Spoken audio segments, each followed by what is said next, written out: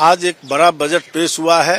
पिछली वर्ष की तुलना में 10% अधिक बजट पेश हुआ है और ये बिहार के विकास को दर्शाता है।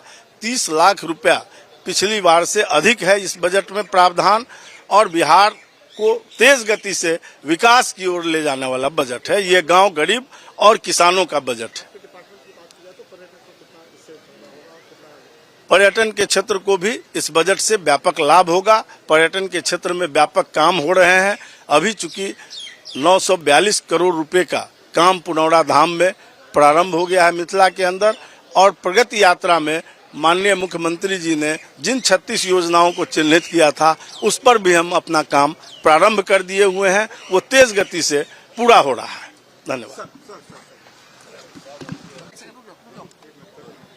ज्ञान विज्ञान सम्मान बहुत कुछ कहा मुख्यमंत्री जी ने, कैसे देखिए, शब्दों की जादूगरी से नहीं होता कुछ, जमीन पर दिखना चाहिए। आज देश में जो तरक्की हो रही है और राज्य में जो तरक्की हो रही है उस तरक्की के एतबार से आज भी बिहार फिसड्डी है और अभी भी संतुलित विकास की कोई कल्पना नहीं की जा सकती है। अभी ये पीठ थपथपा रहे हैं। आप देख रहे हैं कि रुपए की कीमत में कितनी गिरावट आई है। उस एतबार से अगर बजट का साइज कुछ बढ़ भी गया है तो कोई बड़ी बात नहीं है, लेकिन लोग महंगाई की चपेट में हैं और रोजगार लोगों को नहीं मिलेंगे। फिर बिहार से पलायन जो मुकद्दर है, लोगों का पलायन करना लोगों की मजबूरी होगी। शैक्षणिक संस्थानों का कोई उत्थान होने का कोई सवाल नहीं।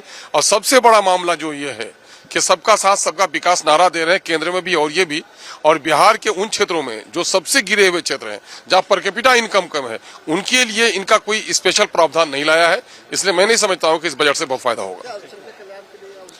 अरे उनका तो तस्करा तक नहीं किया। जिस तरह से दिल्ली में बिहार का कोई तस्करा नहीं हुआ, बजट में एक बार बिहार का नाम नहीं आया। कल राज्यपाल ने अगर भाषण दिया तो मुख्यमंत्री का गुणगान से ज्यादा केंद्र का ही गुणगान था। और अब अल्पसंख्यक तो अब इसकी जबान पे चढ़ता ही नहीं है कि अल्पसंख्यकों की हालत कैसे अच्छी होगी, कोई नहीं है। महामहिम के मामले में भी इतने सारे मॉब लिंचिंग्स हुए हैं, लोगों को मारा गया। मैं कह रहा हूं जब तक इंसान है अपराध नहीं रुके, अपराध रहेगा, है ना, कम या बेस होता रहे। लेकिन जहां धर्म के नाम पर मारे जाए, ये तो धार्मिक मामला है, ये कम्युनल वायलेंस है। और इसके मामले में अभी दर्जनों मकामात पर माइनॉरिटी के लोगों को यही बेगूसराय में मारा गया। फिरौती के लिए 3 साल से मुकदमा कर रहा था कपड़ा व्यवसायी और उसकी जान चली गई और उस पर अब तक कार्रवाई नहीं हो पाई है। अभी है ना कि सामूहिक दुष्कर्म किया गया उसके साथ, उस पर क्या कार्रवाई कर रहे हैं। अतर यहाँ मारे गए हैं, नुरसेद की पिटाई वहां पर हो गई है। इस तरह दर्जनों मकामात पर माइनॉरिटी के लोगों के साथ जो भेदभावपूर्ण मामला किया गया है वो पूरे तौर पर कम्युनल वायलेंस है और इस पर सरकार कुछ भी गंभीर नहीं है। ये प्रावधान होता था पिछली बार लगभग 3,17,000 करोड़ हुआ और इस बार लगभग 10% बढ़कर और 3,40,000 से ऊपर बजटीय प्रावधान हुआ है। लगातार बिहार उत्तरोत्तर प्रगति की ओर बढ़ रहा है। बिहार देश के जो विकसित प्रदेश हैं उस ओर अग्रसर हो रहा है। बिहार का आर्थिक खाका जो पेश किया गया कल, हमारा आर्थिक विकास दर 13.1% है, जो तमिलनाडु के बाद बड़े राज्यों में सबसे ज्यादा है।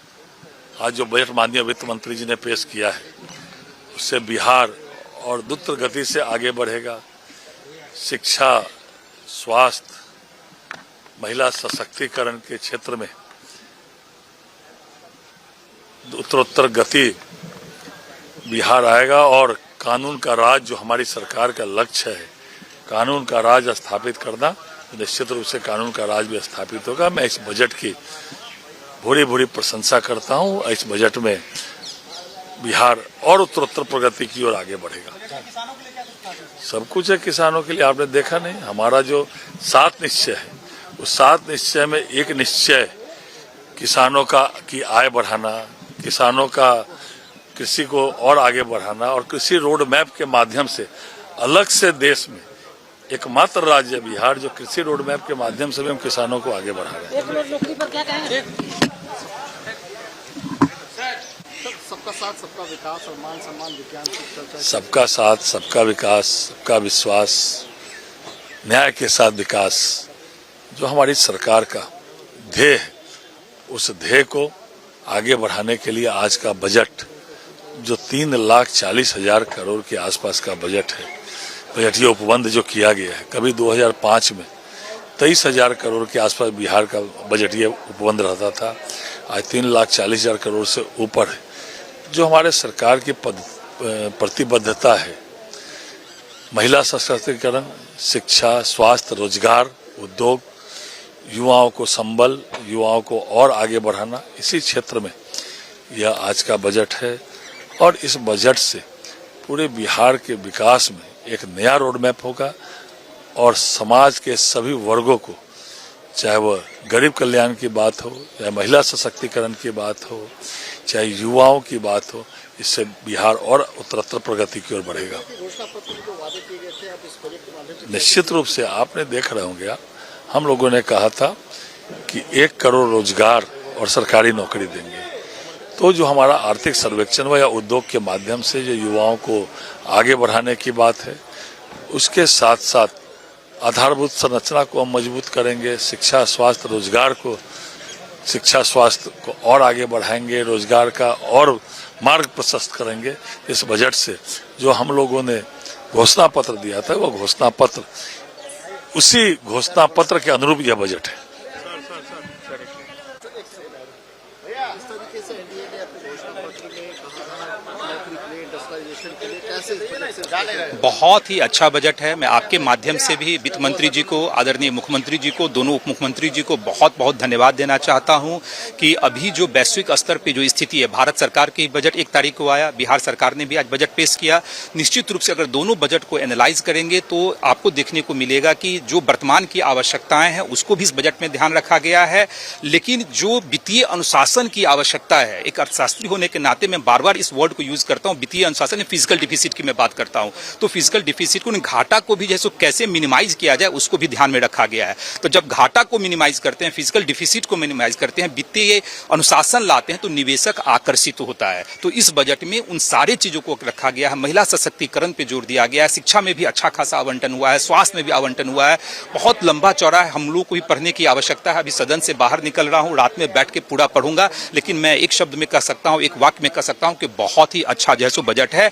और जो विकसित भारत की परिकल्पना है, जो विकसित बिहार की परिकल्पना है, केंद्र सरकार का बजट और बिहार सरकार का बजट दोनों उस दिशा में आगे बढ़ रहा है।